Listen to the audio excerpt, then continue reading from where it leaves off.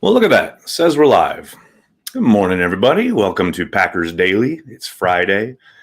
Almost the weekend. Almost time for the Packers to get on the field. Final Packers Daily of the week till I encamp for Green Bay, Wisconsin on Sunday. Good to see everybody in the comments section. Hope you're all having a fine morning.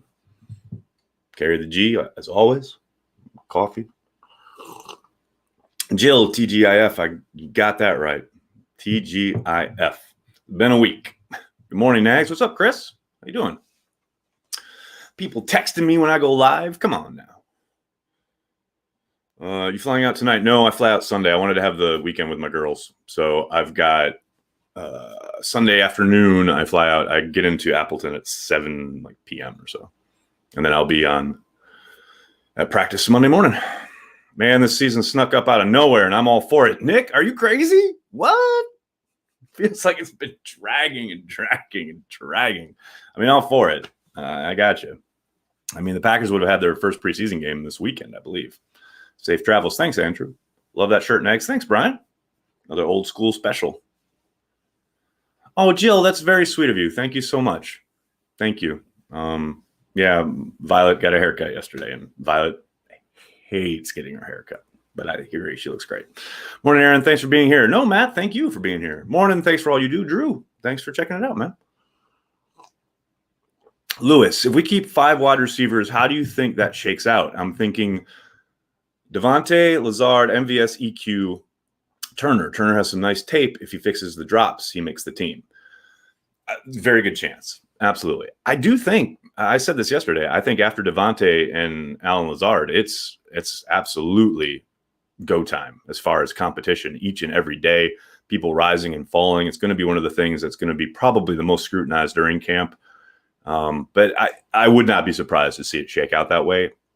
Turner's obviously behind the 8 ball in the sense that he is going to be new to the playbook, wasn't there all offseason as they were doing the Zoom sessions, etc. But as you also indicate there, he's got some nice tools. He's a run after the catch guy. Every time he has the ball in his hands, he's a threat. So, yeah, I think he's got a shot. There's no doubt about it. But you never know. Who knows with some of these other guys? Begleton may surprise. We'll see how it plays out. But yeah, there's a good chance that that's it. And I very much think they will be keeping only 5 wide receivers. You say only because obviously in the past they've traditionally kept a lot more, but that was because they ran a scheme that had 4 wide receivers on the field a lot. Did I see Greg Jennings tweet? Oh, no, I did not. Don't tell me. Chris, I should know this, but is there an extended roster for this season? More on the practice squad. Actually, Maggie just wrote about this. Check out the piece on cheeseheadtv.com. There is an expanded roster and practice squad. The practice squad actually goes up to 16 guys, and teams' ability to move shuttle guys basically back and forth between the practice squad and the regular roster is expanded. So yeah, read Maggie's piece. It's excellent. It touches on that. Brian, thanks for the super chat. Nags, favorite play of the season last year that wasn't a touchdown. Mine was Kumaro sideline catch against the Bears. Oh, where he made he made Haha look silly. Yeah, that was a great play. I don't know. It's always hard when you in the moment questions like that. Favorite non-TD qualifiers. I don't know, man. There are a lot. Can I say Jay Sternberger getting in Jadeveon Clowney's grill after the penalty? I mean, it wasn't a great play. I think it gained 2 yards, but I fucking loved his fire and passion after the play, going after Clowney. That was pretty great. Who is more important to sign, Bakhtiari or Kenny? Yes. I mean, I think regardless, they're going to have to end up using a franchise tag at some point on one of those guys. Now, maybe they get it. Sorry, guys. Maybe they get both of them done prior to the need to do that. But for one, if I had to say, okay, this is it, you get no other choice, probably Bakhtiari. But because of Kenny's age and the fact that he probably still hasn't hit his kind of ceiling, I think they'll probably prioritize Kenny. But again, that is just guesswork on my part. Corey, thanks for the super chat. Anybody else catch that Ryan Clark clip yesterday on ESPN bitching about A-Rod rubbing salt in the wound during the Super Bowl because he barely missed the INT? So good, I'm here for it. I didn't see it. I don't watch ESPN, but I love it. I love it so much. Oh, wow. Local radio is playing the 94 playoff game tonight against the Lions, doing old games every Friday. Love it. Oh, that's dope. Where are you? That is so cool. That's a great idea. And that game call is awesome. I'm assuming they're doing the local call with Jim and Max, which would be amazing. Year 2 of Savage is going to be awesome. William, I agree. And we got to hear from him yesterday. Obviously, it sounds like he knows, what's expected of him, that continued growth. And we've talked about it a lot here. We know his coverage skills. We know his ball skills. Those are all there. He's got to improve his angles, got to improve his tackling. And hopefully that all starts next week when they get on the field.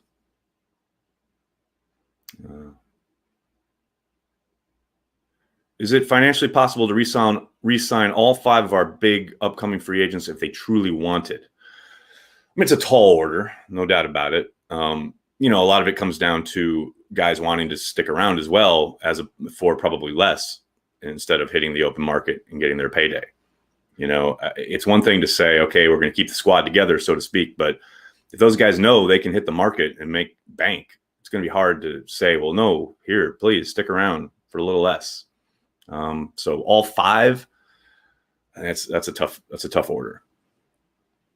I think Alexander is going to catch some of those dropped INTs this season. I hope so, man. He said it perfectly on his Zoom availability when someone asked what he can do better in regards to the interception numbers. And he said, just hold on to the ball. He had his hands on a bunch last year. Just got to close the deal. Do you anticipate seeing any of McCarthy's scheme in the offense this year or purely LaFleur's scheme? I think we'll still see vestiges of McCarthy's stuff. I do believe we'll see a significant step towards an all LaFleur type playbook, but I don't think they're ever going to get rid of the stuff that Aaron likes. I don't see it. I would be happy to be wrong and or surprised about that, but yeah, I think that'll continue. Oh, Kelvin, thanks for the super chat. Given the chaos of college football this season, will we see NFL teams shopping their 2021 picks in order to stock up for a more traditional 2022 draft? Anything's possible. You got to think if there are GMs who want to think outside the box, et cetera, maybe utilize the draft and get those picks for that reason. I don't doubt they'll have those conversations. Everything will be talked about, not just at 1265 Lombardi, but everywhere around the league. And sure, I have zero doubt there may be a general manager somewhere who thinks exactly that.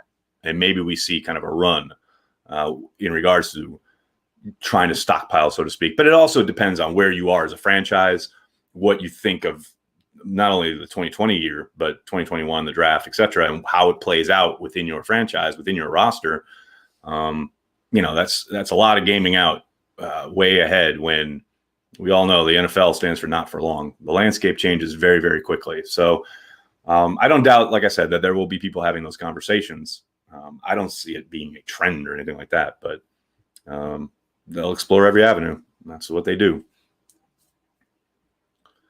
Let's see. Next, what do you about EQ's projection to next season compared to Lazard? St. Brown did just fine in 2018 as Lazard did last year.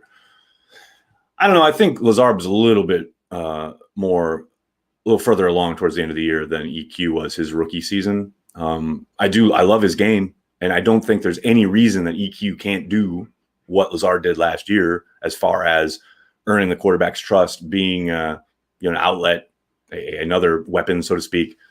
He hasn't been on a football field in over a year, and he's new to the system. And I know they've been in Zoom meetings, et cetera, but I think you got to be a little patient with EQ. It's going to be a ramp up period, so to speak. But yeah, I think he absolutely has the ability to be as productive as or as good as Alan Lazard. I don't think there's any question there. Merck 1987, thanks for the super chat. In pounds, if you will. Pound sterling. Is this pound sterling, sir? I'd love to hear some traditional radio calls for Packer games over the TV commentary. Is there a place overseas fans can hear some great Packer radio? Game Pass might have it. I don't know if they have it live internationally.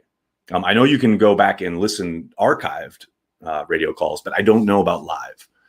The other thing to check out would be TuneIn. That's a website that has all the different radio stations in America online. Now, sometimes NFL games are available and sometimes they aren't. It's really hit and miss. But those are two options. But as far as like straight up getting live radio calls during a game, my hunch is you'd have to go pirate that, get a VPN and make the computer think you're in Wisconsin. That's probably your best bet. Sorry about my voice today, guys. I got a little tickle, a little frog in my throat. I'm ready to see A.J. Dillon in the Packers backfield. You and I both. Charlie, Go Pack Go from Denmark. Go Pack Go from New York City. What's up? Would you agree that cornerback is the hardest position to play, second only to the QB position? I mean, yeah, it's hard to quantify, right? Every position has its difficulties. I do think, yeah, there's no doubt that corner is an incredibly difficult spot, simply because you're backing up most of the time, right? It's certainly one of the more scrutinized in the worst way, because they can do their jobs 90% of the time, and then that one time they get beat, and it's, oh, he's terrible. I mean, a lot of the guys are like that. Offensive line is like that. But yeah, I think that's a fair assessment. I'm sure everybody else at every other position would quibble with it. I think tight end is right there with it, in the sense of how much you have to know the different kind of areas on the field and the responsibilities you have all across the board. But yeah, I think it's a fair assessment. Have you seen some of Dylan's workout videos? Dude looks like a beast. He's going to be hard to take down. Chris, I have seen them, and I've mentioned this before. Workout videos are great. They get you pumped up, etc. But every dude in the NFL has a workout video, and some guys are impossibly difficult to take down, and some aren't. You know, just because you look shredded in a workout video doesn't mean a whole lot. Robert, live video is available via Game Pass. I listened to Wayne and Larry live for several seasons while living in Nairobi. Well, Robert, how long ago was that, though? Because when they redid the Game Pass / NFL.com overhaul, they changed some of it. You might be right. Again, whoever that was that asked that question, check out Game Pass. But I know they changed some of how it operates, because I used to use TuneIn and a pirated version of Game Pass to listen to the radio call myself, and then they changed things and made it a little more difficult. Merc. Oh, the sinking ship that is England, please. No different than anybody else in this world. WTMJ radio online. I've tried that, and I can't. It doesn't work in New York. It's annoying. Carrying the G for my 33rd birthday tomorrow. Hell, happy birthday. How do you think the Packers plan on using both Josiah DeGuara, or it plans on using Josiah DeGuara next season? Thanks for all you do. Thanks for tuning in. Well, we heard Matt talk about his versatility at his availability. Was it yesterday? God, these days all blend together. I do think it'll be, again, much like I was talking about earlier, it'll be a ramp-up period. I don't think he's going to just hit the ground running. I do think he's going to play everywhere. You're going to see him in the backfield. You're going to see him in line. You're going to see him split out. You're going to see him in the slot. Now, how much and how soon, that remains to be seen. I think a lot of it comes down to how quickly he ingests the playbook and is able to demonstrate that he has all the checks and he's able to do everything that's asked of him. But, yeah, he's going to be a real Swiss Army knife. No doubt about it. Chuck Cecil was the hardest hitting safety Green Bay has ever had. Changed my mind. Well, he is definitely the bloodiest safety they ever had, continually opening up his nose the way he did. Andy with a bold comment here. Favre is the GOAT. Does a fullback make the roster? Patrick, I doubt it. I would guess they probably just utilize their tight ends as fullbacks. That's just guesswork on my part. William, thanks for the super chat. If Aaron is out before his contract runs out, then when is the best time to trade him if possible? And what would be the best and worst case scenario? A lot of ifs there. I do think he'll be out before the end of his contract. I think they'll trade him probably in 2 years. The best case scenario is they ship him off to an AFC team that has no chance and they never have to deal with him again. Worst case is he goes to some AFC team, pretends to retire for a year, and then re-signs with the Bears or Vikings. Favre 2, Electric Boogaloo. But yeah, I think there's no question that it's going to be sooner rather than later on Jordan Love, provided he proves that shows that he is ready to play. But yeah, I think I've said all along, I think 2 years is the outro.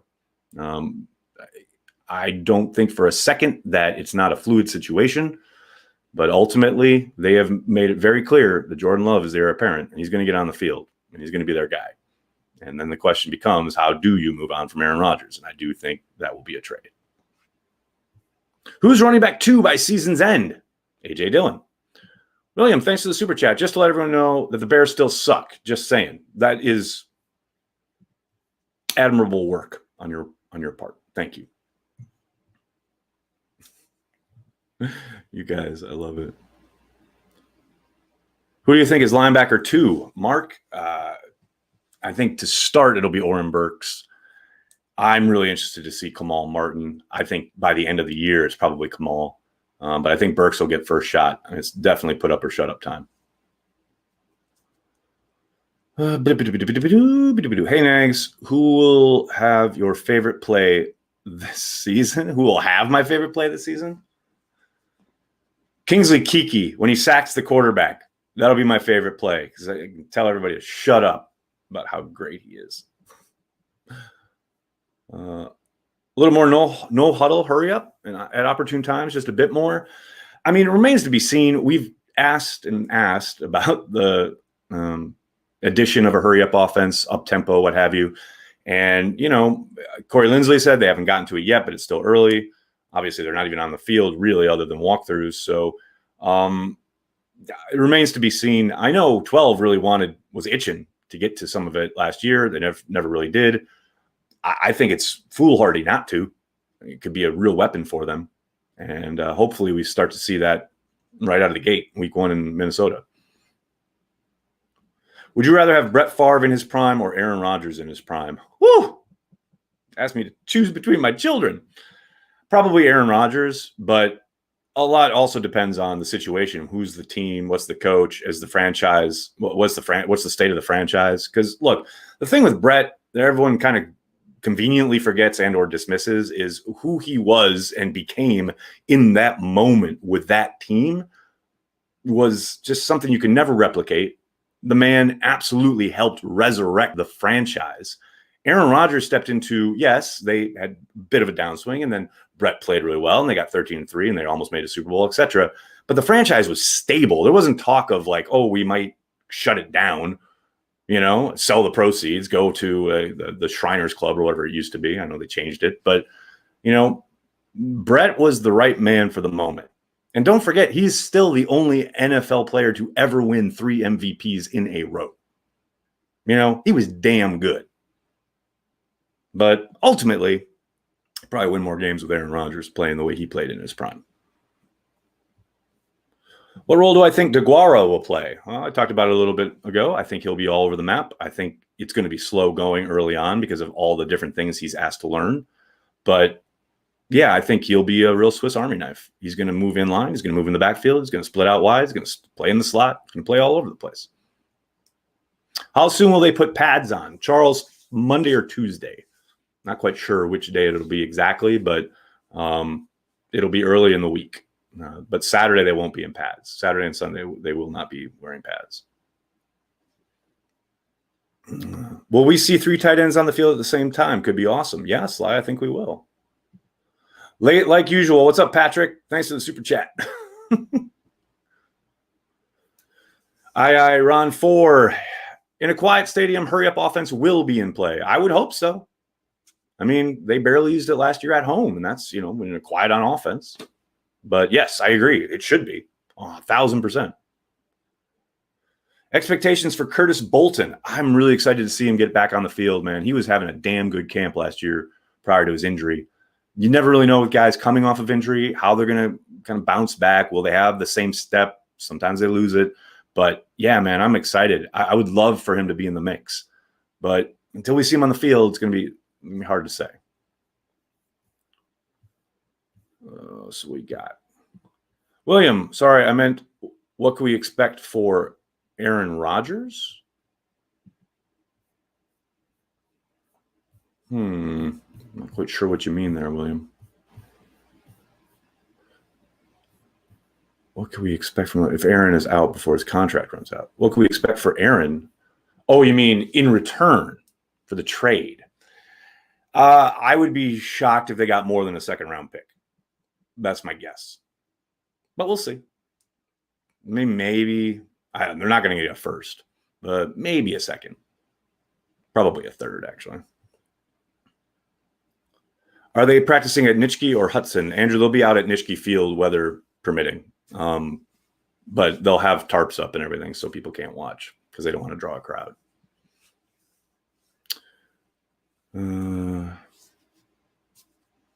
Hey, Aaron, would today's Packers beat the Acme Packers behind you using 1920s rules? Hey, would today's Packers beat these Packers using 1920s rules? Yes. 0% chance that this team wins. Every season there are surprises. Some teams play way better than expected. Some play much worse. It would be wonderful if Minnesota unexpectedly finished 4-12. I mean, yeah, I'll take it. That'd be great, especially after they just signed their coach and GM to extensions. That'd be hilarious. I don't think that's happening, but you're right. You're right. There are surprises every year. Why wouldn't you get a first rounder for Rodgers? Because he's going to be like 40 years old.